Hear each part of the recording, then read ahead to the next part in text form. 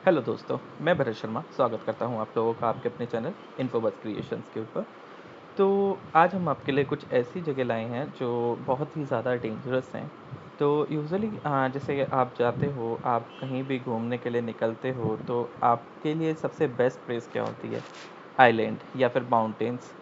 तो उसी से जुड़ा हुआ हम लेके आए हैं सबसे most most dangerous island in the world. तो आज जो हम पहले आइलैंड के बारे में बात करेंगे वो है हमारा बोवेट आइलैंड। बोवेट आइलैंड पूरा का पूरा ग्लेशियर से ढका हुआ है। ये हमारे जो कमांडर जीन बैप्टिस्ट चार्ल्स बोवेट हैं, उन्होंने इस आइलैंड की खोज की थी। और इस आइलैंड की खोज के बाद में आज तक इसके ऊपर कोई भी लिविंग बीइंग यहाँ पर जाता नहीं है, ना ही यहाँ पर कोई बसत है। जस्ट बिकॉज ये आइलैंड इतना ठंडा है और ठंडे में कोई भी ग्लेशियर के ऊपर जाने से डरता है, क्योंकि जैसे कि आप लोगों को पता होगा जितनी ज़्यादा ठंड होती है वहाँ पर ब्रीदिंग की प्रॉब्लम भी ज़्यादा होती है। 1964 के पास में यहाँ पर एक लाइव बोट मिली थी। बट उसके बाद में जब खोज की गई तो आसपास कोई भी हमारे मतलब कोई भी जानवर या फिर कोई भी एक लिविंग बीइंग नहीं मिला उस आइलैंड के आसपास।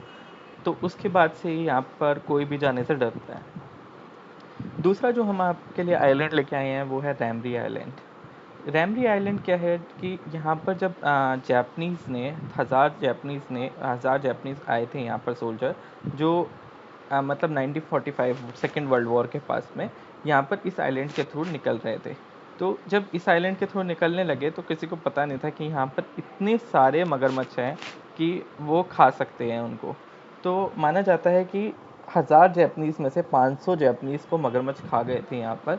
बट आगे रिसर्च करने के बाद में या फिर उनकी रिपोर्ट्स में ऐसा कुछ मान्यता नहीं है। बट कहते हैं कि यहाँ पर इस आइलैंड के ऊपर इतने खतरनाक मगरमच्छ रहते हैं कि वो आप लोगों को ज़िंदा खा सकते हैं। तो यहाँ पर कोई भी जाने से डरता है और यहाँ पर कोई भी लिविंग है नहीं। तीसरा जो हम आपके लिए लेके आए हैं वो है आइलैंड पोवलजिया प्लेग आइलैंड। अब जब आप लोगों को पता ही होगा कि जब प्लेग की महामारी फैली थी, ये आइलैंड हमारा नॉर्दर्न इटली के पास में है। तो जब प्लेग की बीमारी फैली थी तो क्या किया गया था कि वहाँ पर जब रोमन्स के टाइम की बात है तो रोमन्स ने क्या किया था कि जितने भी प्लेग से मतलब प्रभावित मरीज थे उन सबको यहाँ पर इस आइलैंड के ऊपर भेज दिया गया था कि प्लेग की बीमारी को वो कंट्रोल कर सकें। तो धीरे धीरे वहाँ पर जितने भी लोग थे प्लेग वाले जो वहीं पर ही मारे गए, वहीं पर ही मर गए, तो उन्होंने अपनी आखिरी सांसें इसी आइलैंड पे ली थी। उसके बाद में इसके यहाँ इसी आइलैंड के ऊपर एक मेंटल हॉस्पिटल भी बनाया गया था। बट आज भी वहाँ पर कोई रह नहीं पाया है, तो मेंटल हॉस्पिटल भी वो धीरे धीरे वहाँ पर लोग मरने लगे और वो बंद हो गया मेंटल हॉस्पिटल भी। तो इसलिए इस आइलैंड को शापित माना जाता है और यहाँ पर कोई भी नहीं जाता। और इस आइलैंड को हॉन्टेड भी बोला गया है। अगला जो हम आइलैंड लेके आए हैं वो है स्ट्रॉम्बली आइलैंड। स्ट्रॉम्बली आइलैंड जो आइलैंड है वो है कि यहाँ पर ऐसा ज्वालामुखी है जो 90 सालों से एक्टिव है। मतलब ये ज्वालामुखी कभी भी बंद नहीं हुआ है और 90 सालों से ये रेगुलर चला है। वैसे तो यहाँ पर इस आइलैंड के ऊपर दो गांव थे जिसके अंदर 300 से ज़्यादा घर थे। मगर क्या हुआ कि ज्वालामुखी जब फटा ना, तो ज्वालामुखी की का जो लावा था पूरा ज़मीन के ऊपर आ गया, इतना सारा गैस धुआं हुआ। तो जितने भी यहाँ पर आइलैंड के पास में जितने भी घर थे उन सबको निकाला गया, यहाँ से रेस्क्यू किया गया। और रेस्क्यू करने के बाद में यहाँ पर अब कोई भी नहीं रहता है। कि माना जाता है कि यहाँ पर ज्वालामुखी से ये पूरा का पूरा आइलैंड एक बार तो ढक भी गया था, जो दोबारा ज़मीन हमारे को कई सालों बाद जाके दिखी। तो ये पूरा का पूरा आइलैंड ढक गया था उससे।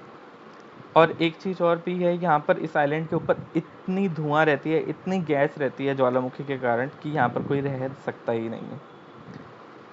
तो अगला जो हम आइलैंड लेके आए हैं वो है आके मियाकीजीमा आइलैंड। ये जापान के पास में है। और इस जापान के पास में इस आइलैंड की खासियत ये है कि यहाँ पर भी कोई नहीं जा सकता, क्योंकि इस आइलैंड की सबसे ज़्यादा खतरनाक बात ये है कि यहाँ पर जो सल्फर डाइऑक्साइड गैस है वो बहुत ज़्यादा भारी मात्रा में है। तो जब यहाँ पर थोड़ी सी बसत हुई थी तो यहाँ पर एक 2000 के टाइम की बात है जब यहाँ पर ज्वालामुखी फट गया था। उस ज्वालामुखी के फटने के बाद में यहाँ पर 42,000 टन सल्फर डाइऑक्साइड गैस मिली, जिसके कारण यहाँ पर आइलैंड के ऊपर कोई भी जाना संभावित नहीं है, और यहाँ पर अगर कोई जाता भी है तो उसको पहले ही लोकल शॉप से या फिर कहीं से गैस मास्क दिए जाते हैं, ताकि वो आगे उसकी, या फिर रिसर्चर्स जो हैं वो इसको जो खोज के लिए जाते हैं उनको ये गैस मास्क पहनने पड़ते हैं इस आइलैंड पर जाने के लिए। अगला जो आइलैंड हम लेके आए हैं वो है एंथ्रेक्स आइलैंड। ये आइलैंड हमारा नियर स्कॉटलैंड है। यहाँ पर क्या माना जाता है कि जो ब्रिटिश आर्मी थी यहाँ पर अपने बायोलॉजिकल टेस्ट करती थी, उन्होंने क्या किया था, एक एंथ्रेक्स को बहुत सारी भेड़ों के अंदर डाल दिया गया था, और जिनके कारण भेड़ें भी मर गई थी। तो जब वो रिसर्च करते थे उसके ऊपर, तो कहते हैं कि वो टेस्ट तो सफल हुआ था, मगर फिर भी यहाँ पर जब भी कोई बसत के लिए आया है तो इस आइलैंड की जो डार्क हिस्ट्री है उसको देखने के कारण यहाँ पर कोई भी बस नहीं पाया है। इसलिए इस आइलैंड पे भी रहना बहुत ज़्यादा दुर्लभ है। अगला जो हम आइलैंड लेके आए हैं वो है रीयूनियन आइलैंड। रीयूनियन आइलैंड जो है ये मैदागास्कार के पास में है, इंडियन ओशियन में। तो यहाँ पर भी क्या है कि यहाँ पर इस आइलैंड की एक खासियत है कि यहाँ पर जो भी जाता है ना, वो बीच में ही दिक्कतें से सामना करना पड़ता है, क्योंकि इस आइलैंड के आसपास जब लोग बाग वाटर स्पोर्ट्स करते थे या फिर सर्फिंग करते थे, बोटिंग करते थे, तो वहाँ पर इतनी ज़्यादा शार्क अटैक हुए, इतने ज़्यादा शार्क अटैक हुए कि सरकार ने इस आइलैंड के आसपास की जितना भी एरिया है वहाँ पर लोगों को जाने के लिए मना किया गया। दूसरी इस आइलैंड की बात ये भी है कि यहाँ का जो सी फूड है, कहते हैं कि वो पॉइजनस सी फूड है और यहाँ पर वो ह्यूमंस के लिए ठीक नहीं है।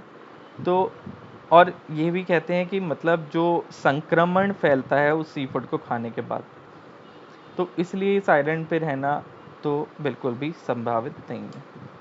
अगला जो आइलैंड लेके आए हैं हम वो है बिकनी अटॉल आइलैंड। ये आइलैंड यूएस में है, और यूएस मिलिट्री ने यहाँ पर सबसे ज़्यादा न्यूक्लियर टेस्ट किए हैं। इस आइलैंड के ऊपर 1946 से 1958 तक न्यूक्लियर टेस्ट हुए हैं, और माना जाता है कि न्यूक्लियर टेस्ट के कारण यहाँ पर इतनी ज़्यादा रेडिएशन फैल गई है कि जो इसके आसपास के जीव भी थे वो सब मर गए हैं।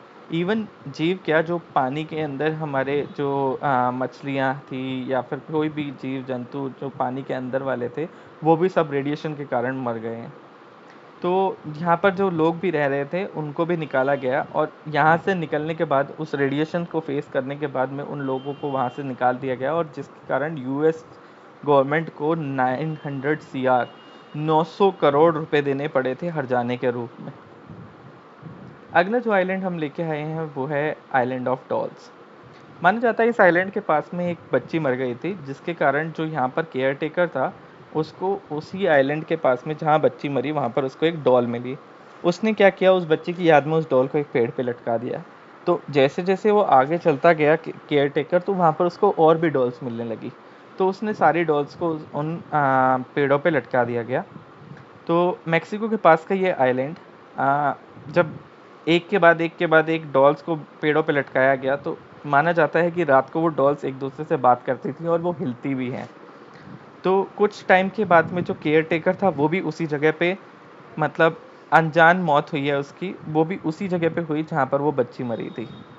तो कहते हैं कि ये आइलैंड भी शापित है, थोड़ा सा हॉन्टेड है, तो इसलिए वहाँ पर भी जाना संभव नहीं है। लोग बाग यहाँ पर जाने से खतराते हैं, डरते हैं। अगला जो हम आइलैंड लेके आए हैं ये है डेडमैन आइलैंड। ब्रिटिश कोलंबिया का वैनकूवर के पास में ये आइलैंड है, और इसको भी श्रापित आइलैंड बोला जाता है।